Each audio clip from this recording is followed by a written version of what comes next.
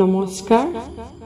কবি নীলিম কুমাৰৰ শিক্ষক নামৰ কবিতাটো মই আবৃত্তি কৰিবলৈ ওলাইছোঁ। শিক্ষক। সকলো শিক্ষকেই মন্দিৰত বাস কৰে। সকলো শিক্ষকেই ছাত্ৰক আঙুলিত ধৰি পাৰ কৰাই ৰাস্তা আৰু দুখমুকালি ঘণ্টা বজায়। অ আ শিকায়, ক খ শিকায়, মুখস্থ কৰাই নেওতা, শ্ৰুতলিপি দিয়ে, শুদ্ধ কৰাই বানান, যাতে আমি ভুল নকৰোঁ শুদ্ধকৈ লিখিবলৈ নিজৰ নাম আৰু শুদ্ধকৈ মাৰিবলৈ আমাৰ চহী, হাজিৰা বহী নতুবা চুক্তিপত্ৰত। তেওঁৱে শিকায় আমাক একৰ লগত এক যোগ দিলে ২, ২ৰ পৰা ২ বিয়োগ দিলে ০।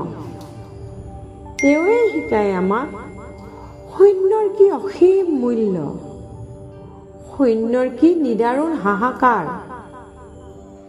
তেওঁৱে শিকায় আমাক গোটেই জীৱন যোগ বিয়োগ কৰিবলৈ, শূন্য হোৱাৰ পৰা বাচিবলৈ।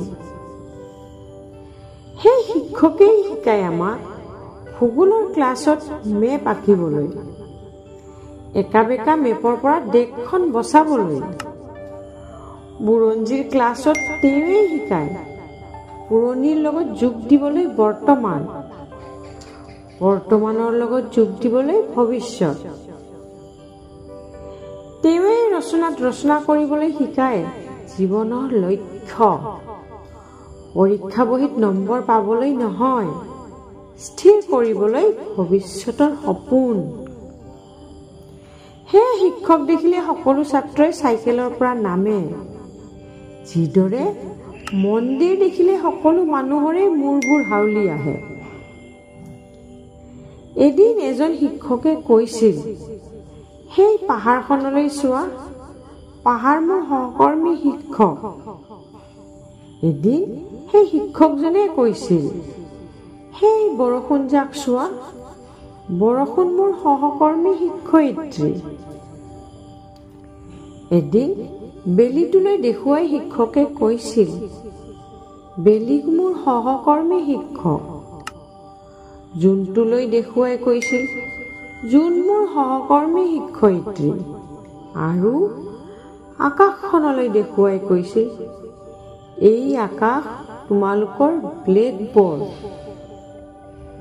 সেইদিনা বুজিছিলোঁ, কোনো শিক্ষকেই বাস নকৰে মন্দিৰত, সকলো শিক্ষকেই মানুহ, মাথো তেওঁৰ দৃষ্টি অনন্য।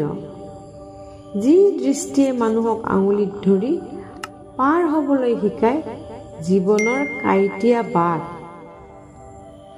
যিয়ে আমাক শিকায় জীৱনৰ এনেই কঠিন মন্ত্ৰ, সেই শিক্ষকক মই মূৰ দোৱাইছোঁ, সেই শিক্ষকক মই মূৰ দোৱাইছোঁ। ধন্যবাদ।